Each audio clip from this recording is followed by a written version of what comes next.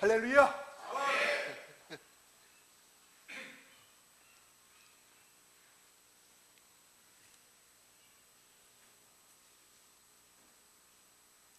어떤 어린아이의 고백입니다.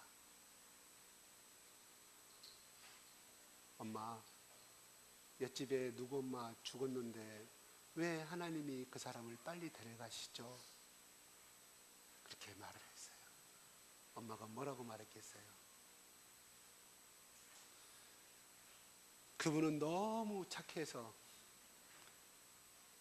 죄도 없고 너무 착해서 그렇게 하나님이 일찍 데려가신 거라고 대답할 말이 없어서 그렇게 얘한테 답변을 했답니다. 그러니까 그 아이가 고민이 생겼어요. 그날 저녁에 이렇게 기도하더랍니다. 예수님, 사실 저는 착하지가 않아요. 나쁜 아이예요. 예수님 이름으로 기도합니다. 뭔 뜻이에요? 이해가 가십니까? 왜? 자기는 착하다고 생각하고 살았는데 옆집에 엄마가, 자기 친구 엄마가 빨리 엄마가 대답하기를, 너희 친구 엄마는 너무 착하게 살았기 때문에 하나님이 빨리 천국에 데려갔다고 하기 때문에 자기는 착하다고 생각한 이 아이가 그 대답을 듣고 그날 밤에 빨리 죽고 싶지 않아서 그렇게 기도했다는 거예요. 그 7살 아이의 고백입니다. 그럼 그 아이가, 7살 된 그 아이가 그렇게 고백할 정도면 한번 생각해 볼 필요가 있잖아요. 지난주에도 말했던 것처럼 저 재하나, 저 지훈이가 높이 올리면 무서워하는 것은 생명에 대한 두려움 때문에, 죽음에 대한 두려움 때문에 무서워하는 거 아니겠어요? 그죠? 그렇습니다. 우리는 조그만 어린아이 때부터 어느 정도 지각의 능력이 생기게 되면 죽음이란 공포 속에 살아가게 됨을 의미합니다. 이 죽음에 대한 공포와 두려움은 어디서 왔을까요? 바로 아담과 하와의 죄에 대한 대가, 사망의 대가, 죄에 대한 대가, 죽음과 사망에 대한 두려움을 우리 뱃속에서부터 우리는 갖고 태어난다는 거예요. 엄마가 그걸 가르쳐줬습니까? 뱃속에서? 아니잖아요. 영적인 그 피를 갖고 태어난다는 것입니다. 사냥개 속에서, 셋밭에서는 셋밭의 새끼가 태어나는 것이고, 진돗개에서는 진돗개 새끼가 태어나게, 새끼란 말이 좀 발음이 좀 그렇습니다. 진돗개 아기가 태어납니다. 맞습니다. 이사야가 말했던 것처럼 태중에 내가 뱃속에 있을 때 우리 부모가 내가 죄 가운데 나를 잉타하였다고 이사야는 그렇게 고백합니다. 누구를 만났을 때요? 그가 거룩하신 하나님을 만났을 때 그렇게 고백하게 됩니다. 그는 율법을 탈잘 외우고 제사장이었기 때문에 탈잘 외우는 사람이었습니다. 그렇게 훌륭한 사람이었습니다. 그러나 그가 여호와 하나님을 보기 전에는 그가 제약된 죄인들을 몰랐다는 것이에요. 물론 이 7살짜리 그 고백 속에는 하나님을 만나서 그렇게 고백한 것은 아니죠. 죽음에 대한 두려움이 알기 때문에 그의 고백 속에서 오래 살고 싶어서, 죽지 않고 싶어서 그렇게 고백을 하였겠죠. 이사야는 말합니다. 내 입술이 부정함을 하나님을 만나고 나서야 그렇게 고백한다는 것입니다. 사람들은요, 각기 나름의 성과 의와 윤리적인과 도덕을 다 갖고 살아갑니다. 그래서 그 사람은 더 책을 많이 읽기 때문에 저 사람은 인품이 훌륭한 사람이라고, 저 사람은 책을 못 읽고 말한 것도 추천하다고 말합니다. 그러나 그 인품이 훌륭하든 안 훌륭하든 떠나서 분명히 그 사람도 하나님 앞에 죄인이라는 것입니다. 다만 그는 하나님 앞에 죄인이라는 사실을 아는 사람과 모르는 사람의 차이일 뿐입니다. 그가 하나님 앞에 죄인이라는 사람, 주님 앞에 무릎을 꿇고 예수 그리스도를 영접할 수 있겠지만, 나는 지금까지 나만큼 아는 사람이었고 나만큼 책을 많이 읽은 사람이었고 나는 그만큼 너희들하고 수준이 달라가는 사람, 죽을 때까지 자기가 세운 의의 기준으로서 살다가 결국은 그 지식이, 그 윤리적인 도덕적인 지식이 그 사람을 멸망의 길로 데리고 가버릴 수밖에 없다는 사실입니다. 때로는 우리는 TV나 또한 매스컴을 통해서 훌륭한 자녀들이나 훌륭한 아버지나 훌륭한 인물을 보게 되면 나도 저 사람처럼 배웠으면 저렇게 되었을 것인데, 우리 아들도 저렇게 되었으면 좋겠다는 그 생각을 많이 갖고 살아갑니다.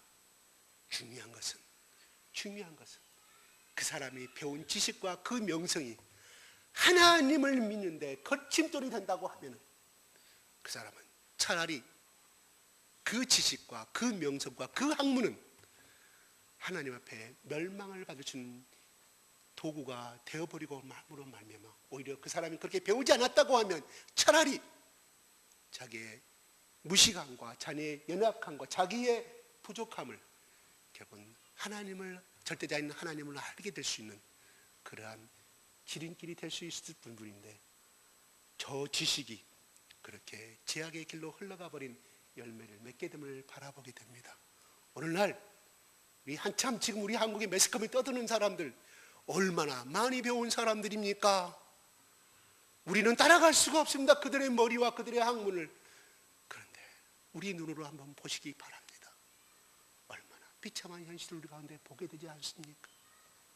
그들이 어떤 학문에 대해서는 전문적인 우리보다 더 많이 알지를 모르지만은 세상의 우주의 근본적인 지식을 아는 우리보다는 결국은 못한다는 것을 말합니다. 우리는 그걸 통해서 스스로가 위로를 받으시기 바랍니다. 저 사람은 장원급제했기 때문에, 저 사람은 좋은 그런 엘리트 코스를 발휘했기 때문에 우리보다 지식은 훌륭할지는 모르지만은 그들의 생각과 그들의 야욕을 채우는데 그 사람이 죽든지 말든지 어떻든 간에 우리는 이것만 세상의 권력과 성공만 하면 된다는 사고 속에서 얼마나 많은 사람들을 피눈물 나게 만들고 그 트라우마를 얼마나 많은 사람들이 오늘날도 남이 알지 못한 곳에서 피폐해지고 그 트라우마를 이기지 못해서 나중에 알코올 중독에 피폐해 가정이 뿔뿔이 깨져버리는 상황들을 얼마나 많이 바라보게 됩니까? 그러므로 세상에 출세하는 것도 좋지만 그러나 그게 생명을 죽이는 길이고 한 가정을 몰살시킨다 한다 그러면 차라리 그 사람은 그 길을 가지 않았어야 되지 않겠느냐는 이런 생각을 하여 봅니다. 오늘 베드로와 요한이 그들의 공의 앞에 서 있습니다. 이 장소가 어떤 곳인지 여러분 아십니까? 바로 50일 전에, 50일 전이 아니죠. 적어도 예수님이 오순절 이후에 예수님 승천하신 이후에 10일이 지나서 오순절 성령 받았지 않습니까? 얼마나 시간이 흘렀는가 모르겠습니다.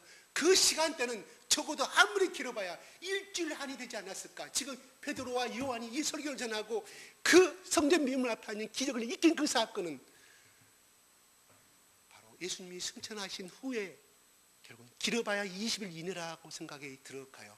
오순절 날에 예수를 만나 성령을 받았기 때문에 그들이 곧바로 그 아침에 나가서 복음을 증거하는 역사의 기록이라는 사실입니다. 그러면 베드로의 기준을 바라보겠습니다. 예수님이 그 심판대 이 장소가 바로 재판소, 예수님이 밤이 새도록 재판받았던 곳이고 비난받았던 곳이고 빤말했던 곳, 조롱당했던 곳이 바로 그 장소에 누가 있었습니까? 60일 전이라고 가정합시다. 60일 전 누가 있었습니까? 베드로가 있었습니다. 요한이 있었습니다. 요한은 드러내고 저주하지 않고 부인하지 아니했지만 베드로는 60일 전에 그들의 권력 앞에서 하나님의 아들 예수 그리스도가 기적을 베풀고 능력을 행해서 행해나올 줄 알았는데 무참히 포승에 잡혀서 그들 앞에서 꼼짝 못하는 처참한 모습 속에서 베드로는 어떤 생각을 하였을까요? 적어도 그 모습을 보기 전에는 하나님의 아들이기 때문에 이 예수라는 분이 거기서 능력을 행하고 5,000명을 먹이시고 오병이 열이 타고서 많은 기적을, 바다를 풍랑을 잠잠케 하신 그 예수 그리스도가 자기 스승이 기적을 일으켜서 그 고난의 장소, 그들을 정말 부끄럽게 만들어버리고 그들을 천군천사를 동원해서 싹 쓸어버릴 줄의 예수 그리스도를 베드로는 생각했을지도 모릅니다. 그가 생각했던 기대가 들어오지 아니하자, 야, 몇 시간 후면 예수가 죽구나. 그 두려움 속에서 그 계집종 앞에서 3번을 부인하지 않습니까? 그냥 부인한 것이 아니라 저주하면서 부인합니다. 이게 60일 전의 베드로의 모습이었습니다. 요한의 모습이었습니다. 60일이 지난 다음에 베드로의 그 장소에 하나님이 핍박의 장소에 서 있는 것 같지만 하나님이 그들의 손길을 통하여서, 그들의 핍박받는 사람들의 손길을 통해서 예수를 부인했던 그 장소에, 그 자리에 하나님이 인도하십니다. 성경에는 인도하였다고 나오지 아니하지만 공중에서도 하나님이 허락하지 아니하시면 떨어지지 아니하시는데, 하물며 핍박받는 베드로, 하나님의 예수 그리스도의 제자인 그 베드로를 그 앞에 핍박받는 사람들 앞에 잡혀온 걸로 보지만 인간의 눈은 그렇습니다. 그러나 그 배후에 역사하신 하나님은 절대절명하게 베드로야, 네가 60일 전에 나를 부인했지 않느냐, 저주하면서 나를 배반했지 않느냐. 부인 정도가 아니라 배신이라는 말입니다. 요즘 말로 배신 했지 않느냐. 베드로 앞에서 깨닫게 해주고 있다는 사실을 우리가 이 속에, 이 문장 속, 이 사건 속에, 기록된 사건 속에 한번 보아야 한다는 것입니다. 그들이 이 사람들을 죽이려고 데리고 왔지만 하나님은 그것도 그들의 마음에 하나님께 섬세하게 인도하셔서 하나님이 그들을 풀어주게 됩니다. 베드로가 잘나서 풀어준 것이 아니라 오늘 말씀 그대로 해석한다고 하면 너무 논리 정연하고 너무나 맞는 말이기 때문에, 그리고 두 번째로 왜 풀어준 조건이 뭡니까? 모든 예루살렘의 모든 사람들이 그 장면을 목격하였고, 병이 나는 것은 누구의? 하나님의 역사가 아니면 이룰 수가 없는 것이었어요. 그러니 그 하나님의 일이, 이 선한 일이 누가 했냐? 이 선한 일은 바로 예수 그리스도 이름으로 하였다는데, 예수는 어떤 분입니까, 여러분? 예수란 이름이 무엇입니까? 바로 마가복음에, 마태복음 2장 23절에 나온 것처럼, 마태복음 보지 마세요. 마태복음 2장 21절에 나온 것처럼 바로 너희가 태어날 자라 마리아야 예수라 하라. 이는 너희 백성 중에서 자기의 죄를 능히 구원할 자임이라고 말해주고 있습니다. 물론 여호수란 그 이름이 히브리어로에서 예수라는 말로 번역이 됩니다. 하나님은 구원자라는 뜻입니다. 바로 너의 뱃속에 태어날 예수라는 분은 바로 너의 백성을 너희들의 죄에서 구원할 자임이 바로 예수의 이름의 뜻입니다. 예수 그리스도, 그리스도가 무엇입니까? 우리가 메시아 잘 알고 있지 않습니까? 기름을 부은 자, 선지자를 할 때 하나님께서는 반드시 그 사람 머리 위에 기름을 부으라고 말씀하였습니다. 이 기름을 부은다는 것은 하나님이 특별히 세우신 종임을 만방에 선포하는 의식이었습니다. 바로 이 예수 그리스도는 누구입니까? 바로 하나님이라고 말합니다. 우리도 흔히들 예수님이 살아생전에 누구들이 두 사람이 모이는 곳에 내가 그 자리에 있을 것이며 내 이름으로 구하라, 그리하면 응답을 받고 주실 것이라고 말씀하여서 사람들이 예수 그리스도의 이름으로 기도합니다.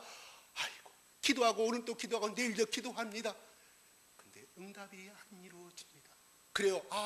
성경에 나온 대로 내 욕심이 때문에 그런가 보다고 말하지만 우리는 예수 그리스도의 이름을 기도하고 예수 그리스도의 이름으로 귀신을 쫓아내니까 이거를 우리들 흔히들 어떻게 착각하게 만드냐면 예수님의 이름이라는 것은 미신에서 말하는 부적과 같은 이름으로 생각하기 쉽다는 것이에요. 무슨 말이냐 하면 예수께서 그렇게 말씀하셨기 때문에 내가 기도했는데 안 이루어지더라고 하나님을 원망하고 또 원망하고 교회를 떠나버리고 하나님을 떠나버립니다. 예수 그리스도의 이름으로 간구하고 예수 그리스도의 이름으로 사도들이 복음을 증거했을 때, 병자를 향해서 축사라 했을 때 능력이 나타났는데 왜 나는 예수 그리스도의 이름으로 간구했는데 응답이 없는가 생각하는 것입니다. 한번 생각해 많이 봤을 것입니다. 우리가 두세 사람께서 너희들이 합심하여 기도하면 내가 그 자리에 있고 너희의 이름, 내 이름을 구하면 주시겠다는 그 뜻은 그냥 끝에 기도에 의해서 예수의 이름으로 그냥 기도하라 뜻이 아닙니다. 예수의 이름으로 간구했다는 것은, 간구하라는 말은 무슨 뜻인지 여러분 아십니까? 하나님의 뜻에 부합된 이름으로 간구하라 이 말이에요. 예수 그리스도 이름이란 것은 하나님의 이름이요, 하나님은 예수예요, 예수는 하나님이라 이 말이에요. 그런데 하나님의 뜻과 부합되지 아니하고 하나님의 뜻을 구하지 않음으로 말미암아 뜻도 구하지도 아니하는데 필요할 때마다 절에 가서 저 무당한테 하듯이 그렇게 예수 그리스도 이름을 망령되이 기도한다는 것은 그런 절대적으로 하나님이 원하시는 기도가 아닌 줄 압니다. 내 할 줄 다 하고 우리 마음속에 이런 마음이 들어갑니다. 세상 것도 내가 다 치고 세상 것도 내가 다 즐기면서 내가 예수님도 섬기고 그렇게 가다가 천국 가면 안 될까? 그런다고 하면 교회는 차고 넘칠 것입니다. 차고 넘칠 수는 있지만은 하나님이 거기서 옥석을 고릴 거라는 사실이에요. 하나님은, 예수님은 그렇게 천국 백성의 정의를 그렇게 내리지 아니하였습니다. 왜 우상을 섬기지 말라고 하십니까? 하나님이 절대적으로 우상을 섬기지 말라는 것은 우상을 섬김으로 인하여서 그 사람의 속에 있는 인생의 가치관이 변질되기 때문이라는 사실이에요. 그래서 우상을 섬기지 말라는 것입니다. 하나님이 주신 가치관의 기준이 있고 우상이 주는 가치관이 있지 않습니까? 그것이 혼합되어 버리면 요즘 같은 혼합주의, 미신주의라는 것이에요. 그래서 대단히 죄송합니다만 영원 내리겠습니다. 어떤 종교는 절에 가서 합장을 하고 절에 가서 같이 해줍니다. 거기에 있는 또 스님들이 와서 거기에 와서 같이 연구를 하고 참을 받아요. 참 멋있습니다. 얼마나 멋있어요. 네, 서로 종교를 이해하고 서로 어울려가는 이 아름다운 거 얼마나 멋있습니까? 멋있잖아요. 왜? 그 사람의 종교도 인정해주고 나의 종교도 인정해주고 서로 왕래하면서 같이 또 불러주고 사람들이 거기에 감동 먹습니다. 아, 나는 신앙을 갖는다면 저 종교를 선택하겠다고 말합니다. 우리의 개신교는 너무 배타적이고 독선적이라고 말해서 싫다고 이야기합니다. 내가 어떤 조카한테 그 이야기를 하니까 그건 자기는 그러고 저기 나간대. 더 이상 대화는 못했습니다. 멋있습니다. 얼마나 아름다워요. 성경에 한번 바라보시기 바랍니다. 신구약의 어느 성경에 하나님이 선지자를 불러서 저 블레셋 군사들, 저 가나안 사람들, 저 팔레스타인 사람들에 가서 그들의 종교도 인정해줘라, 포용해줘라, 사랑해줘라, 그들을 이해하면 안 되냐고 하나님이 그렇게 말씀한 기절이 한 기절이라도 있습니까? 한 얘기라도 있습니까? 하나님 그렇게 말씀하진 않았습니다. 왜요? 다른 우상의 종교도 인정하게 되면 절대적인 하나님의 가치관이 절대적으로 흔들리고 그 우상을 통해서 하나님보다는 더 매력적이고 더 인간적이고 더 세상적인 것을 제약된 이스라엘 백성들이 흘러갈 줄 알았기 때문에 하나님이 안 하셨다는 사실이에요. 또 나아가서는 그것이 진리 같지만 비진리이기 때문에 비진리는 무엇입니까? 거꾸로 말하면 비복음이라 이 말이에요. 진리는 복음인데 비복음은 뭡니까? 우리가 아름답게 보이기는 하지만 마지막에 그것은 실패요, 영영 파탄의 세계요, 절망의 세계요, 실패의 세계요, 쓰라린 상처를 갖고 고생하다가 지옥의 땅으로 떨어질 것을 하나님이 아셨기에 그렇게 선포하셨다는 사실입니다. 우리가 오늘 베드로가 말합니다. 다른 이로서는 구원을 얻을 이름을 하나님이 주시지 아니었다고 일자 무식했던 베드로는 선포합니다. 베드로와 요한을 기억하는 이 대제사장과 서기관들은 어떻게 이 베드로를 보고 있습니까? 그가 범인을 알았다. 범인을 알았다는 말은 그냥 평범한 사람이 아니라 낫사렛 촌놈, 정말 무식적이고 사람으로 알았고 60일 전에 예수를 부인했고 도망갔던 저놈 아니에요. 요한은 누드로 도망가다 혼인부사 도망갔어. 예수 믿는 사람 자기 죽음을 핍박합니다. 그랬던 두 사람이 이 재판사 앞에 서 있습니다. 이들을 변화시킨 것은 무엇입니까? 바로 그 속에 성령이 들어있기 때문입니다. 여러분, 세상의 진리는 다 똑같다고 이야기합니다. 그래요. 착하게 살자는 말이 맞습니다. 맞아요. 그러나 중요한 것은 예수 그리스도를 믿는 사람의 마음속에 들어있는 영과 비의 진리를 쫓는 사람들의 마음의 영은 다르다는 것입니다. 영이 다르는데요, 어떻게 그 영이 다르는데 천국에 갈 수 있고 하나님 자녀가 될 수 있습니까? 그 사람 속에 예수 그리스도 영이 없는데 어떻게 그가 천국 갈 수 있냐고요. 내가 지난주에 말했던 것처럼 서울 가는 방법은 다 똑같습니다. 무등산 청산 저는 몇 번 올라가 봤습니다. 그러나 레이더 기지를 못 들어가 봤어요. 왜? 1급 비밀 추구 내리 그 군사 국방부 인간은 허가증이 있어야만 올라갈 수 있는 거 아니겠습니까? 무등산은 다 올라갈 수 있습니다. 뭐 세인봉을 통해서 또 하중 적벽을 통해 다 올라갈 수 있는 것이 있습니다. 지리산 함양을 다 올라갈 수 있습니다. 그러나 올라가되 정상은 못 갑니다. 민간인 출입금지로. 누가? 국방부 장관이 허가난 필증이 있어야만 들어갈 수 있다는 사실이에요. 천국 아무나 갑니까? 천국의 주인 누구이십니까? 하나님이라는 거예요. 베드로는 그걸 알았어요. 어떻게? 모세오경을 통해서 옛날에 자기 부인한 자기 조상자들은 기억은 있었지만 그가 성령을 받고 나서 그걸 알았다 이 말이에요.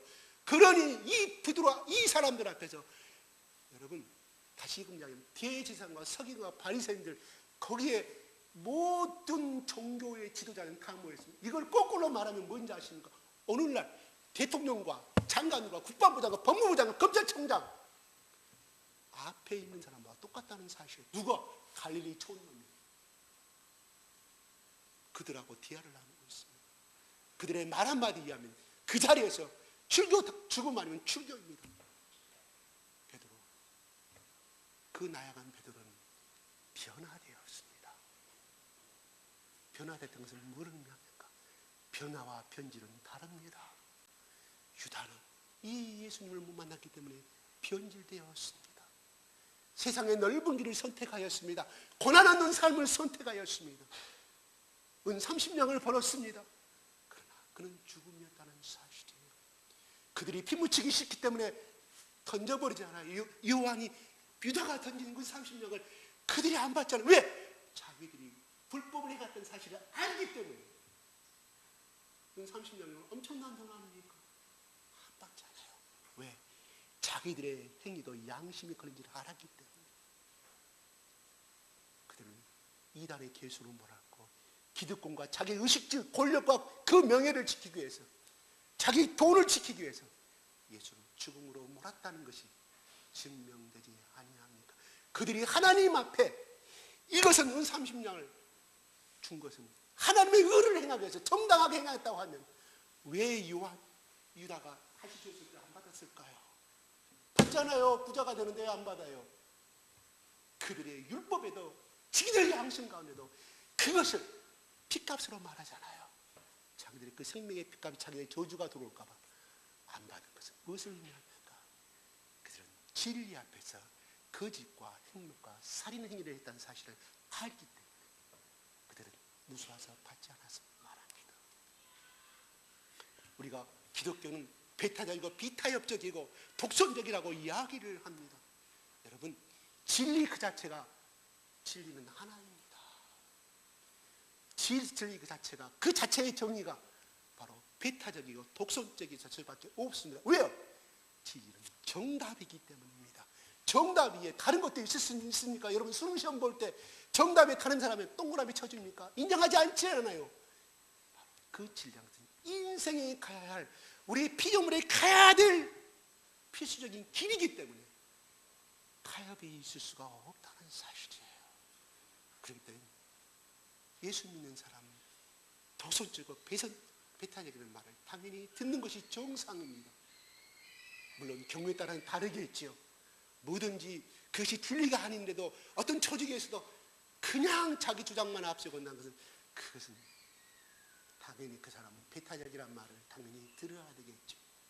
그러나 복음 앞에서는 우리는 끝까지, 베드로와 요한은 나는 이렇게 했을 것 같아요. 그냥 적당히 말하고 잘못했습니다, 다시는 그렇게 전하지 않겠습니다. 왜? 죽음을 모면하기 때문에. 그 자리에서 피해나면 또 다른 방법의 복음의 길이 생기잖아요. 그죠? 내가 인간의 말을 듣는 것이 옳으냐, 하나님의 말씀을 듣는 것이 옳으냐, 그들 앞에서 꼼짝 못합니다. 왜요? 살아있는 증거가 있기 때문에. 그리고 모든 사람들이 베드로와 요한의 말에 다 찬성하고 있는 줄 알고, 혹시 국민들의 소요가 일어날까 봐 방면하지 않아요. 그들이 양심이 있기 때문에 그렇다는 거예요. 자기들이 율법에 정말 어긋났다는 것을 알았다면, 왜? 하나님 이외에 다른 신을 전하거든 돌로 쳐 죽이라는 것이 6계명, 10계명에 나오는 말 아닙니까? 이들을 방면했다는 것은 뭐예요? 10계명의 유배된 행위를 하고 있으면 누가? 대제사장과 서기관과 이 바리새인들입니다. 그런데 국민들이 찬동한다고 해서 풀어져요? 뭐예요? 그것이 아니라 자기들이 양심이 찔렸다는 것, 율법을 받아 어긋나며 없음을 말해주고 있습니다.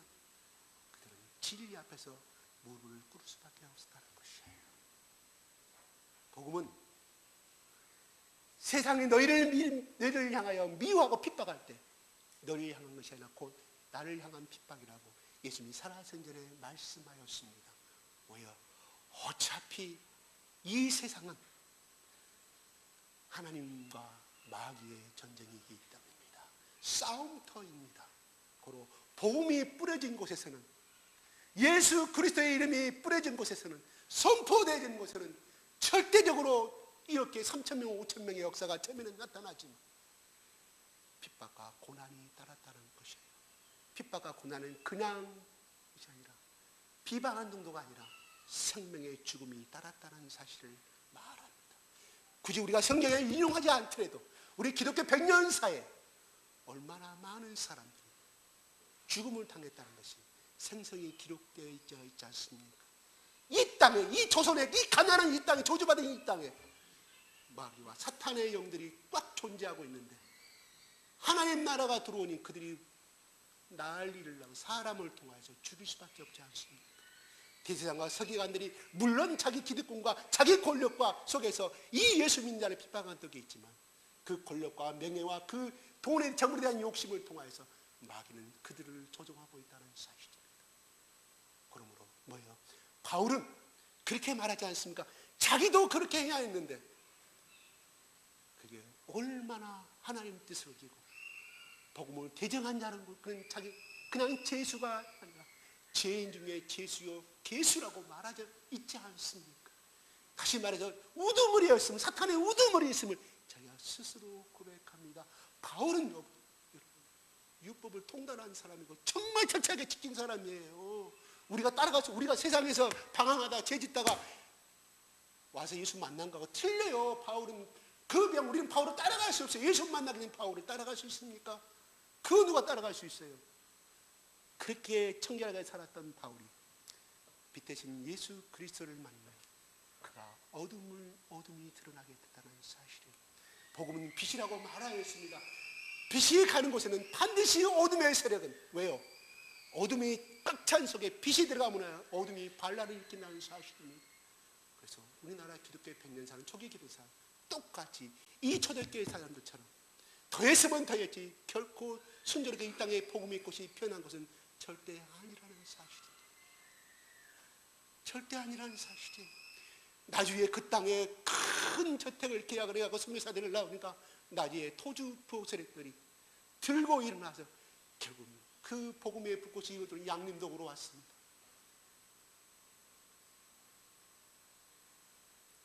그 복이 어디로 왔냐? 강주로 왔다. 그게 어디 갔습니까? 순천 요수로 갔습니다. 그게 요수 예양원 아닙니까? 예양원이 원래는 이 강주에 세워졌어요. 나중에 포토사이트 선교사를 통해서 유신 선교사를 통해서 예양원, 얼마나 많은 사람들이 거기서 예수를 만났는지 모릅니다. 거기서 만났던 사람들 저는 정확히 기억합니다. 나는 예수 나병걸 너무나 감사하다. 내가 천국을 갈 수 있었음을 나는 감사하다. 그들이 두 손 없는 내 손목을 잡고 그렇게 고백하는 건 나는 요수 예양원에 가서 직접 체험한 사람이고, 정말 눈물 흘리면서 나는 이 천양을 만나지 않았다고, 이 나병을 만났다면 나는 지옥을 밖에 갈 수밖에 없는다.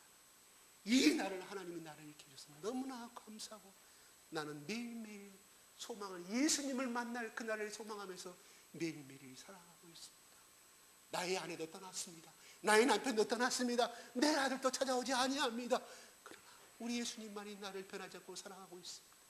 내가 이 땅의 마지막 여성의 소망이 무엇이겠습니까? 나를 버리고 떠난 내 자식, 나를 버리고 떠난 처자식, 남편을 위해서 날마다 내가 만나는 이 기쁨을 만나기를 하나님께 기대하고 있습니다. 내가 이 땅을 눈을 감기 전에 우리 자식이 예수 믿고 나한테 달려왔으면 그보다 더 큰 소망이 없습니다. 나는 하나님 앞에 그렇게 기도합니다고, 그렇게 고백했던 내용을 정확하게 기억하고 있습니다. 지금 아마 그 사람은 이미 세상 천국 가고 예수님과 같이 하늘나라를 걸리고 있겠죠. 아주 오래전 이야기입니다. 그렇습니다. 베드로와 요한은 이 나이가 이때가 몇 살인지는 모르겠습니다. 그러나 그들은 예수 앞에, 죽음 앞에서 그가 예수의 영에 꽉 차 있는 상태에서 그렇게 하나님만을 증거하고 있습니다. 여러분, 열왕기하 6장에 이렇게 나옵니다. 엘리사가 이스라엘 백성들을 쳐들어서 이방인 군사들이 쳐들어오고 있었습니다.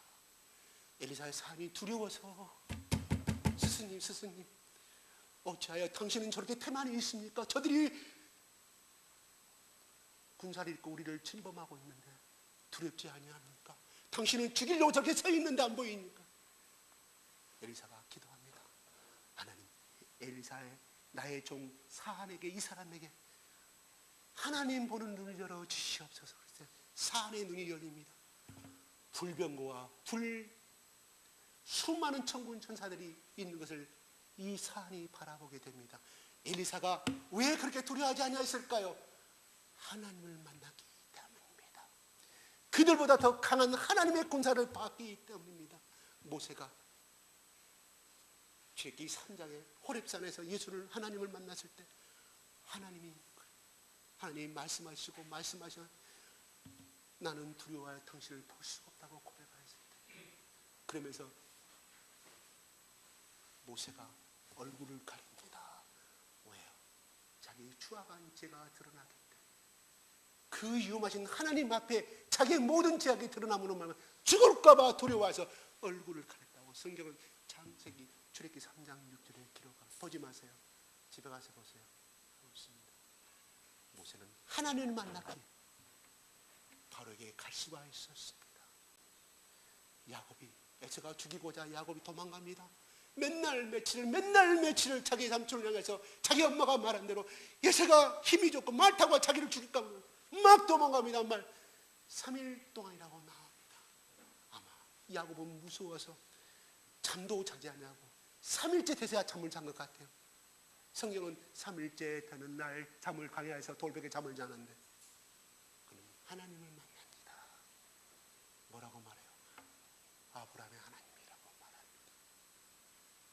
나타납니다. 야곱은 어떤 사람이었습니까? 자기 엄마 리브가의 치맛자락을 못 벗어난 사람이에요. 그는 장막 가운데 항상 그었다고 그래서 예수는 멋지게 사냥하고 다니고 멋지게 활도 잘 쓰는 사람인데, 야곱은 그렇게 힘적으로 용감하지도 못하고 나약한 사람이었는데 그가 장막 가운데 거했다는 것은 엄마의 품에서 벗어나지 못했다는 거예요. 리브가나 이삭이 봤을 때 얼마나 답답했을까? 그들의 부모가 봤을 때 얼마나 답답했을까? 인정받지 못했기 때문에 이삭은 에서를 선택한 것입니다. 어찌하여 리브가가 내가 태중에 있을 때 자기 남편한테 그 말을 안 했을까요? 작은 자가 큰 자가 작은 자를 섬긴다고 하셨으니 우리의 장자를 오셔온 하나님께서 말씀하신 처럼 두 번째 아이 야곱이라고 왜 이삭한테 말하지 않았을까요? 당연히 말했죠. 거기에 기울이지 아니합니다. 왜요? 자기가 보기에도 에서가 너무 멋지고 장남으로서 훌륭한 가문을 이끌어갈 사람이, 야곱은 째째한 사람이었습니다. 남에게 싸울지도 모르고 어디 터지고는 사람이었다 이 말이에요. 연약한 사람이었다 이 말이에요. 하나님은 야곱을 선택하였고, 그러나 야곱은 그렇게 했다 하지만 용감한 사람이었으니까 적어도 돌베고 자고 있을 때 하늘의 사략달에 그 하나님을 만나기 전까지는 야곱은 절대적으로 그는 인간의 저 C급밖에 안 된 인간이었습니다. 그러나 그가 하나님을 만났을 때 그는 담대한 사람이 될 수 있었고, 하나님이 나와 함께 하셨다고 그랬으면 그 하나님을 내가 봤기 때문에 그는 그 라마의 잠시 속에서 21년간을 고생하면서도 일을 하나님 나에게 주신 환상과 비전과 그 말씀 속에서 그는 승리할 수가 있었다는 사실입니다. 여러분, 하나님을 만나보셨습니까? 하나님을 만나보셨습니까? 베드로와 요한은 예수를 만났습니다. 예수를 만났으면 하나님 만난 사람 아닙니까? 그런데 그는 비겁한 사람이었습니다. 여기서 하나님을 만났다는 것은 그가 성령의 충만한 영이 그 속에 들어감으로 말미암아 그는 담대한 사람이 될 수 있었던 것입니다. 그는 변화된 사람이 되었습니다. 그는 어떤 죽음 앞에서도 그 속에 찔리기만 하며 펼치는 오직 예수만 쳤던 사람이 바로 베드로였다는 것입니다. 여러분, 우리는 우리 입속에서 뭐가 나와야 합니까? 내가 예수의 충만한 영이 내 속에 거하고 내가 하나님을 만난 사람이 같으면 내 입속에서 적어도 하루에 한 번만큼은, 적어도 하루에 두 번만큼은 대화 속에 내 입에서 예수가 나오냐 안 나오냐에 따라서 내 믿음의 척도를 가늠해 볼 수가 있다는 것입니다. 그러나 아침부터 일어나자마자 불평불만이 일어나고 어쩌고 저쩌고 시집 이야기, 친정 이야기, 세상 살아가는 이야기, 그 사람 속에 예수의 영이 있어도 희박이 있다는 것입니다. 여러분이 스스로가 체크할 수 있지 않습니까? 이들은 오직 남은 여생은 오직 예수만을 증거하고 전파하는데 남은 인생을 마쳤다는 사실입니다. 하나님이 왜 우리를 예수를 믿게 만들었을까요? 하나님이 왜 우리를 이 시대에 이 교회를 통해서, 어떤 사람은 애육원에 간다니까 사회봉사적인 마음으로 해가지고 우리 교회에 나온 사람 다 여러 가지입니다. 또 어떤 사람 우리 소천하신 그 목사님을 통하여서 병을 통하여서 치료받다 오시는 여러 가지가 다 있습니다. 우리 교회는 방법은 다 달라요. 그렇지만 목적은 구원입니다. 왜 우리를 구원해 주셨을까요? 너희들이 거룩한 인생을 살다가 가라고. 두 번째, 너희들이 복된 인생을 살다 가라고. 세 번째, 이 땅에 행복한 삶을, 인생이 왜 태어났고 인생이 사는 것이 얼마나 하나님과 사는 것이 행복함을, 천국의 맛을 맛보게 가려하려고 우리를 불렀습니다. 이 밖에 다른 것도 많이 있지만 그러나 중요한 것은 내 속에 기쁨이 넘치면, 여러분 맛있는 데 가서, 어디 갈비집 가서, 어디 콩국수집 가서, 어디 맛집 가서 맛있으면 갔다 와서 그 다음날 여러분 친구들한테 문자 올리고 카톡 올려서 블로그 띄우지 않습니까? 얼마나 멋진, 여러분 가시기 바랍니다. 왜요? 내가 체험한 생이고 내가 맛있는, 내가 맛본 거기 때문에, 그것이 진짜이기 때문에 그렇게 증거하듯이 우리가 안돼 그런 마음이 있습니까? 아직도 내가 20대 때 나는 과거에 그랬습니다. 지금은 아닙니다. 회개하세요. 하나님이 11조 달래고 바리새인이 나는 11조 달래고 하나님 율법을 잘 듣겠습니다. 예수가 그 사람이 기도 받아주신다고 그랬습니까? 하나님, 나는 세리요 참기요, 하나님 나는 부족한 자와 나는 죄인입니다. 하나님 두 번째 자의 기도를 받으시고 하나님 자녀 삼으신다고 예수님이 살아선 전에 그렇게 말씀하지 아니했습니까? 한 번 더 우리 자신의 신앙의 점검을 하여 보시기 바랍니다. 여러분, 이란에 가신 선교사의 고백입니다. 그분은 복음을 증거하다가 그것도 잠깐 장기 비자가 안 나오니까 단기 비자로 가서 문체가 잡혔습니다. 이란도 이슬람 사회가 엄청나게 율법이, 형법을 모든 걸 지배하는 것이고 헌법을 지배하고, 근데 거기서 그냥 재판만 받은 것이 아니라 날마다 얻어 터졌어요. 날마다 고문당하고 날마다 터진 가운데서 그는 하나님께 뭐라고 기도했겠어요? 단기 선교로 왔으니까 뭐라고 기도했겠습니까? 여러분 잡혔어요. 잠깐 내가 1개월만 갔다 오겠다고 잡혔는데 얻어 터지고 고문당할 때 여러분 뭐라고? 하나님, 나도 그렇게 기도하고, 하나님 빨리 살려주십시오. 이 감옥에 나가게 해주십시오. 이분도 그렇게 날마다 기도하나 하나님의 응답이 안 나고, 그때마다 하나님께 뭐 예수 찾는다고 또 와서 때리고 또 하는. 왜요? 그 감옥 안에 도청장치가 돼 있어가지고 자기 기도 소리까지 다 듣더라는 거예요. 그래서 기도도 소소소소소. 하나님 왜 안 꺼내주십니까? 나는 주님의 복음을 증거하고 왔는데 이걸 왜? 그 사람이 그렇게 해교도에 가서 복음을 증거할 정도면 여러분 보통 믿음이 아닙니다. 우리의 믿음하고 비교할 수 없어요. 근데 하나님이 말하더라고요. 내가 너는 저 사람들에서 물어본 적이 있느냐? 자꾸 저 사람들에서 물어보라고 하나님이 그렇게 기도를 시키더라는 거예요. 나 하나님 앞에 너를 때리고 저 사람을 위해서, 저 사람이 어떤 사람들 기도한 적이 있느냐? 싫은 거예요. 왜요? 나를 너무나 공부를 잔인하게 하기 때문에 싫은 거예요. 그래서 어쩔 수 없이 자꾸 기도할 때마다 그 음성이 떠오르니까, 하나님 저 사람들이 무엇입니까? 내가 택한 자다고 말해요. 하나님 나가 택한 자다. 그래서 그다음부터 억지로 요나처럼 시키시는데, 하나님 저 사람을 위해서 기도합니다. 복음을 예수 그리스도 영접케 하시고, 하나님 내가 이 핍박도 감사하겠습니다. 그런데 이 기도 소리를 누가 듣고 있느냐? 밖에 있는 간수들이 다 듣고. 누가? 이슬람의 그걸 간수들 달라는 사람, 이런 일반 신자들이 될 수가 없는 사람들이에요. 그들이 말하는 소리를 들어요. 예수 믿는 사람들, 왜? 이 사람은 페르시아를 공부하고 이란어를 공부하고 갔기 때문에 뭐라고 말하는 자기들이, 예수 얘기들은 도저히 할 수가 없다. 왜 이렇게 때리는 사람을 위해서 기도하고 사랑으로 베푸는지, 그리고 끝까지 이렇게 웃음으로 대하는지 도대체 알 수가 없다고 이렇게 하는 가운데, 거기서 나도 저런 사람같이 되고 싶다.